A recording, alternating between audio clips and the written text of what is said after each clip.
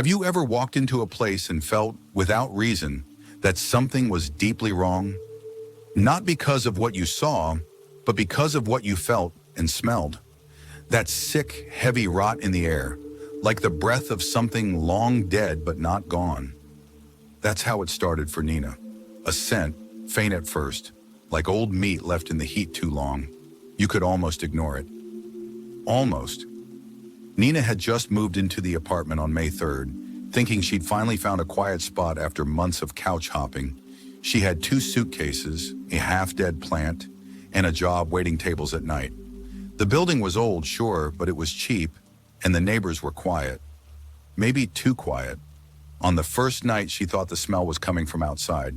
Trash pickup, maybe, or the hallway. But the next morning, it was stronger, and always in the same corner of the living room, by the radiator.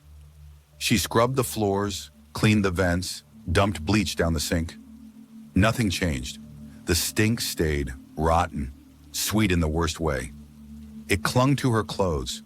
She burned candles, opened windows, but the smell would creep back in like it was waiting for silence, waiting for her to stop trying. When she asked the neighbor across the hall, a heavy-set woman named Marcia with tired eyes, Marcia just shrugged. Never smelled anything. Maybe it's the pipes. Another neighbor, a guy in 4C who barely looked up from his phone, said the same thing. You sure it's not in your head? It wasn't in her head. She started sleeping with the lights on. Not because she was scared, at least not at first, but because it made the smell feel less alive, like it couldn't grow in the light. But it did. Every morning, stronger. Every night, heavier. Like something was trying to get through. Like the apartment was breathing. 3 weeks in, while wiping down the baseboards, her fingers hit something loose behind the paint near the radiator. A thin line, almost invisible. She dug at it with a butter knife and felt it give. A small wooden panel fell out. Behind it, dust, cobwebs, and something wrapped in old newspaper, so yellowed it crumbled at the edges. Inside the paper was a book, a diary, cracked leather cover. She turned it over in her hands. Inside were dates, each one scribbled at the top of a page, starting from February of the year before. The handwriting was rushed, chaotic, and by the second page, it mentioned the smell. Day 9, it's stronger, no one else notices. I think I'm going crazy, or maybe the apartment is. Nina sat on the floor reading by the gray light of the window. The words crawled off the page like whispers. The writer, whose name appeared once as Lyora, described the same things Nina had experienced. The same stench, the same corner of the room, the same sense of being watched, not by a person, but by something just beyond the wall. Then came the photos, folded into the back of the diary, black and white prints with blurred edges. One showed the apartment as it used to be, bare walls, a single chair in the middle. Another, more disturbing, was of the same room, but there was something in the corner. A smudge, almost human-shaped, like it was caught mid-movement. The caption in messy ink. I only saw it after I developed the photo. The entries turned darker. Leora became paranoid. She stopped leaving the apartment. She stopped eating. She wrote about scratching at the walls, hearing voices in the vents, cold hands brushing her face at night. I thought it was just a smell, but it's a warning. Something died here, but it didn't leave. I couldn't stop it from coming. You won't be able to either. That was the last line. No final page. No goodbye. Just that sentence, like it was meant for whoever found the book next. Nina sat frozen, the diary shaking in her hands. The air was still, too still. She looked around the apartment, her apartment, and for the first time, it didn't feel like hers. It felt like it belonged to someone else, or something else. That night, the smell returned before sunset. It poured from the walls, soaked the floorboards. She couldn't sleep, couldn't even sit still. She kept checking the photos again and again, convinced the shape in the corner was clearer each time, like it was getting closer. By 3 a.m., she grabbed her phone and opened a browser. She searched for the apartment's address, for anything, an incident, a crime, something to explain it. She didn't expect to find much. But then a headline from 4 years ago appeared, mostly buried. Tenant missing in local apartment. Police find no signs of foul play. Below was a photo of the building, and next to it, a grainy photo of Leora. Nina stared at it until her screen dimmed.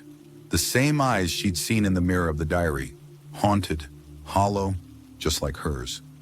And behind Leora in the photo, barely visible, a shape by the radiator. Just like now. Nina didn't sleep after that. The face in the photo, the shadow behind Leora, burned into her mind like a brand. It wasn't a trick of light. It wasn't a smudge. It was there, standing in the same place where the smell always came from. And now that stench was everywhere, in her sheets, in her lungs, like something had opened its mouth and was breathing through her skin. She stayed up, pacing, whispering to herself that it was all in her head, that she was tired, that she'd read too much and scared herself. But every time she closed her eyes, she felt the air change. It got colder, thicker. She heard the creaks in the floor that didn't belong to her, the soft sound of breath that wasn't hers. By morning, she decided to leave. She grabbed her suitcase, stuffed it with clothes, slammed the diary shut and shoved it inside too. She didn't care if her deposit was gone. She didn't care if her stuff rotted there. She just wanted out. But when she opened the front door, something stopped her. A wall of heat and noise from the hallway poured in, but the smell didn't leave. It stayed behind her, still strong, still rooted, like it didn't exist out there, only in here. She stepped back, shut the door, and something clicked. That smell, it wasn't just decay, it wasn't just death, it was memory, it was echo. Like the apartment remembered something that had happened, and it wanted her to remember it too. She reopened the diary. The last few pages were unreadable, torn, smeared, but one line near the back stood out. It had been underlined again and again.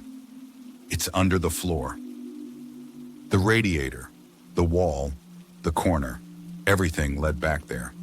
She found a hammer in the maintenance closet down the hall. The superintendent wasn't around, and she didn't wait. She returned to the apartment, dropped to her knees in front of the radiator, and pulled up the edge of the rug. The wood beneath was warped and split. She pounded the hammer's claw between the boards and pried until the wood cracked open like ribs. The smell hit her like a fist. Her vision swam.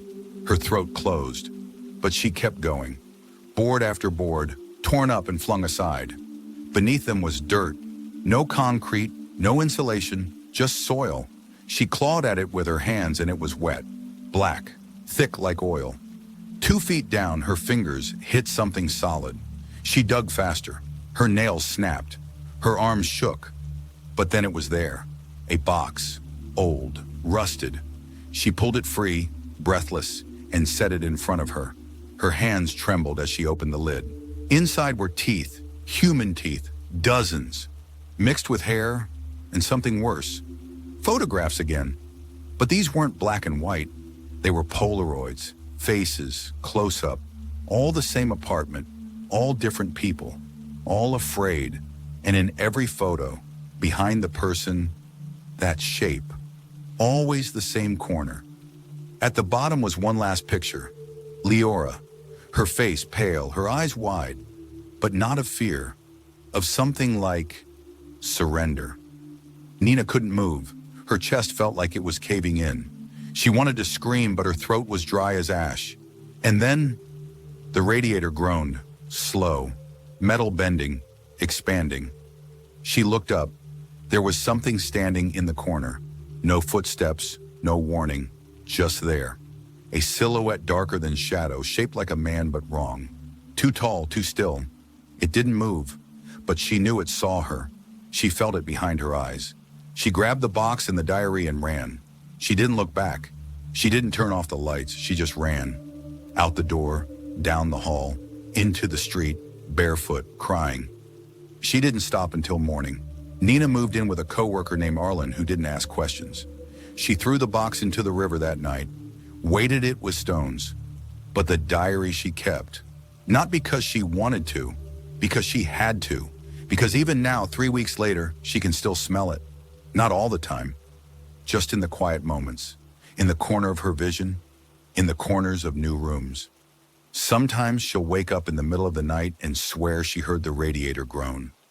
Or she'll catch herself checking for shapes in the dark that shouldn't be there. She looked up the building again. Apartment 3B has a new listing, fresh paint, new flooring, no mention of what was found beneath the boards, no mention of who never made it out. Just a line in the ad. Cozy, affordable, perfect for a new start. And that's the thing about the smell of death. It doesn't come all at once. It seeps, it waits, and when it finds someone new, it starts all over again.